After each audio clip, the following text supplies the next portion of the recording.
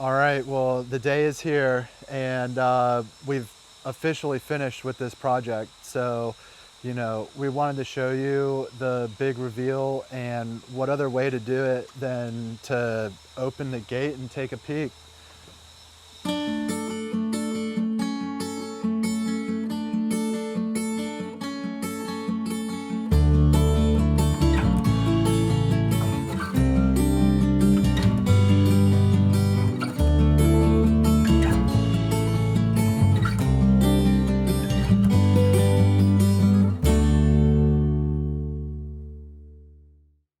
We've just wrapped up this project recently, and we just wanted to give you the big reveal, show you some of the things about this project that turned out really well, and even some of the things that we have a little bit of struggles with in our plans with the development moving forward.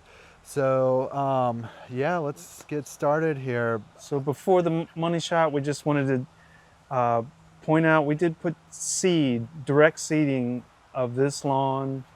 It's probably been 6 weeks since the seed went down, and it was in the spring.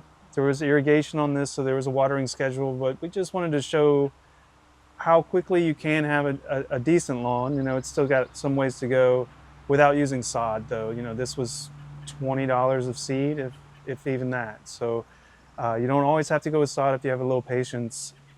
Almost if you're in the springtime or fall, you can put down grass seed and have it look good. As Nate was saying, we opted to put seed down in this area. Some things that we did was we regraded it, but also we had talked about the importance of drainage and infrastructure in the development of this landscape, and with all the grade changes that we've made. So that drainage pipe, 6-inch corrugated drainage pipe, runs through the middle of this area. We had to dig up this entire span. There was a few extra catch basins that didn't really make sense. The slope and grade of the yard wasn't really right, and so there was problematic areas here. Grass never really grew. We've moved the catch basin and have just one now, and everything seems like it is draining really well. And as you see, we can see the grass is doing good. So let's continue over here and start looking at what's happened in this area. Before, in the last episode, we discussed trying to create like a natural stream bed effect, and you can see what we've done here using rocks and gravel, and also planting inside of this to give us a little bit of color, to break up the rock and to give it more of a natural look.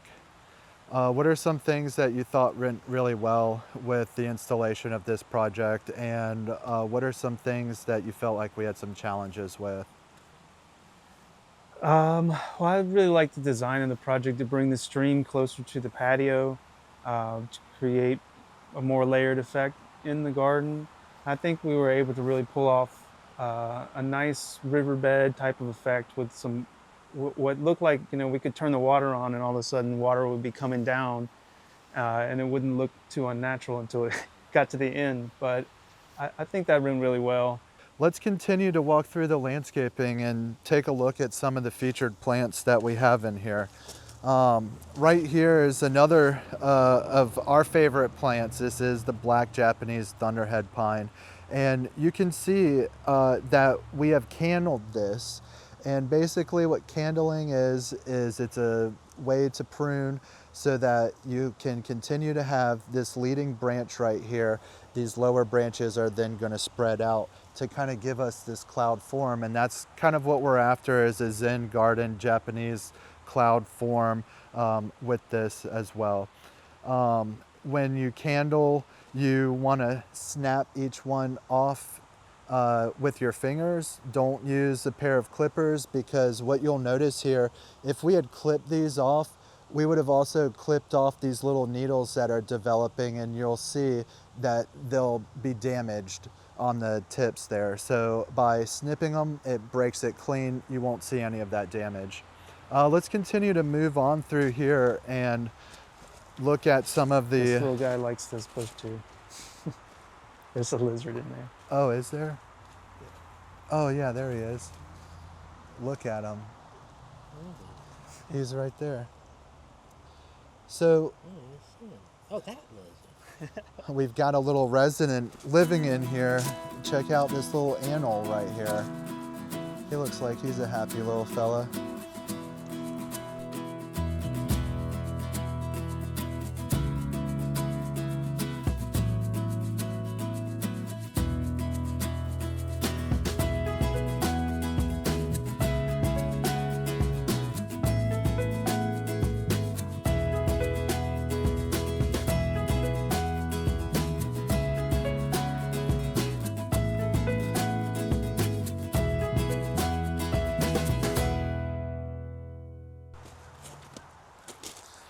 All right, so we're coming up here to show you this simulated stream bed, and we used our favorite edging. This is the Border Concepts 6-inch, quarter-inch thick Borcon, which is a untreated steel that's gonna naturally rust to turn into orange, bronzy kind of colors. We think that's gonna look really nice mixed in with the plant bed.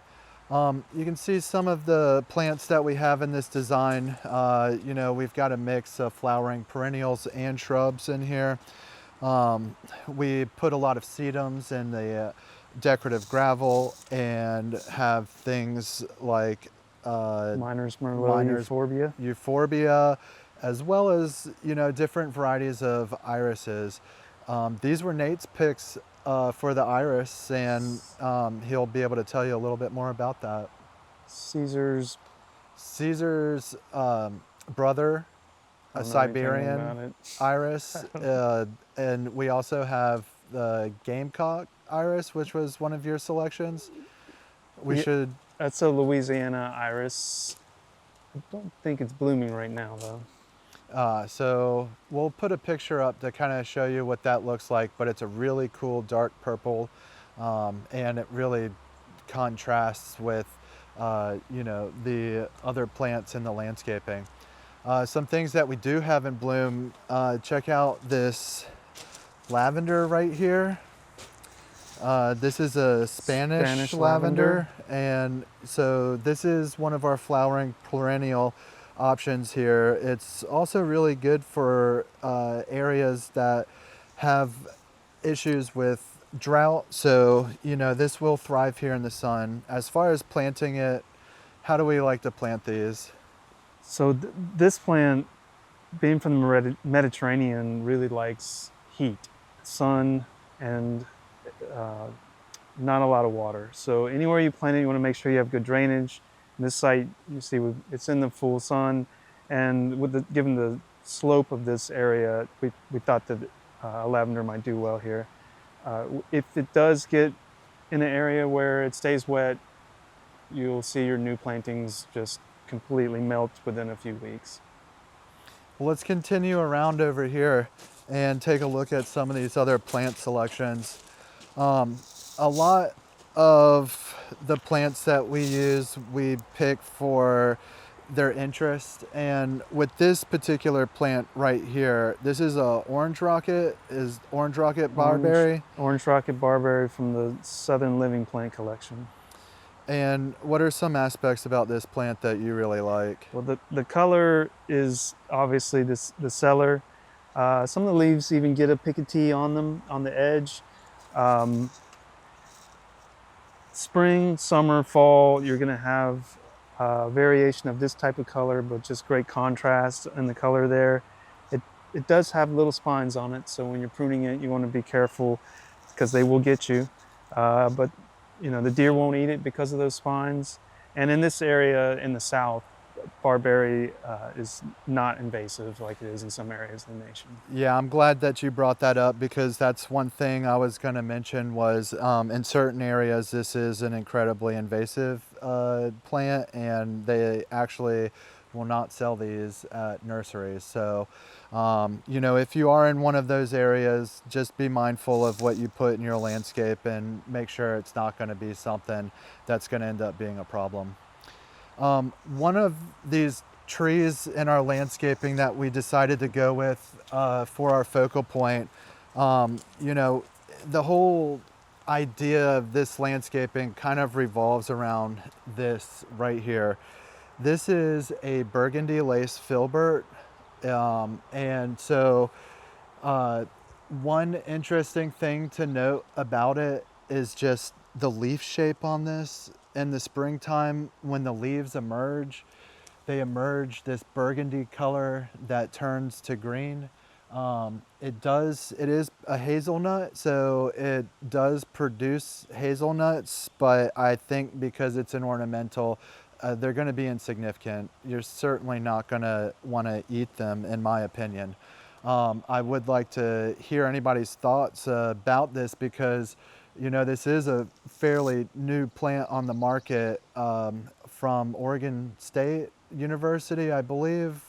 2017 was when it was introduced to the market. So, you know, I haven't seen one of these that's very mature, so it's still kind of unsure how big this is actually going to get, but it'll be interesting to see how it develops over time.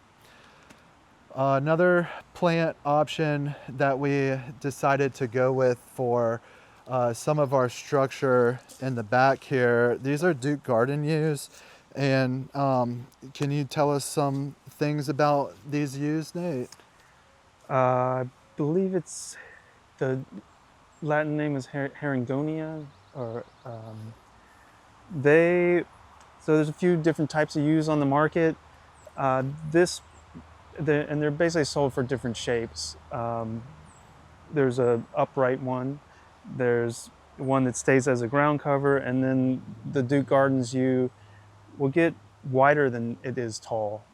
So you're looking at 4 to 5 feet tall, and they'll keep growing and get wider and wider. They can be pruned and kept at probably 5 by 5 would be the smallest, or 5 by 4 maybe would be the smallest you would want to keep them at. They are toxic if like all yews, but I've never seen any animal, dog or cat, or any pet really be very interested in them, or children for that matter, because they don't really make They fruits. Some varieties of yews do produce fruits, and so they are edible, and you need to check and just make sure. The different varieties of yews that Nate had mentioned, that upright yew is a upright Japanese plum yew. We love to use that in containers. We like to use that for structure, a pillar, commular shape.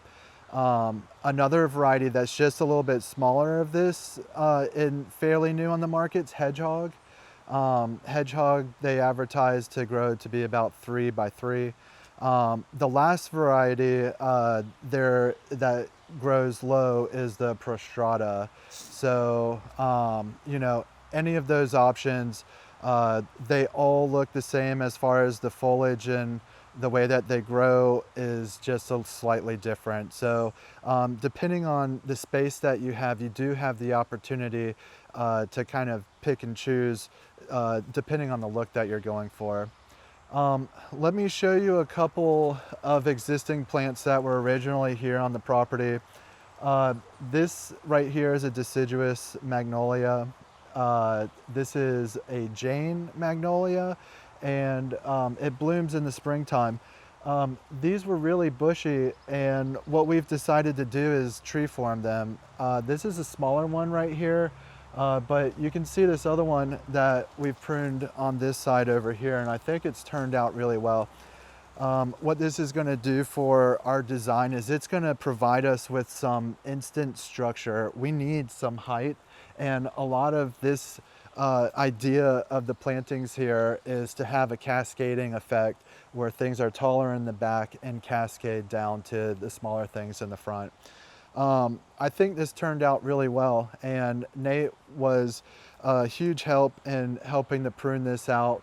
One of the biggest things when pruning these is looking for dead and crossing branches. So, you know, we are going to come back later at the end of this season in the fall, and maybe readdress some other things as it starts to fill back in. What are some interesting things that you would like to know about this plant, if any? Nothing. Nothing on this plant. Okay. Yeah. We could talk about this. Let's Let's move on to the maple. We're gonna move on to the maple. So right here, as you saw in the last video, this was over there and we just hilled it in temporarily while we transplanted it. If you can swing around right here and take a look, that maple was crammed into this little spot over here. It was hanging out over the walkway. It was gonna continue to be a problem. And so we took a risk and we decided to transplant it. Like I said in the last video, we were taking a really big risk transplanting it as late in the spring. We really should have gotten to it before it flushed out, but it seems like it's acclimated really well. We lost a few exterior branches on the tips, but I think it turned out well. And you know, we'll continue to monitor this. There are some issues when you're pruning and transplanting these. If you prune these too late, and you might run into issues with leaf scorch.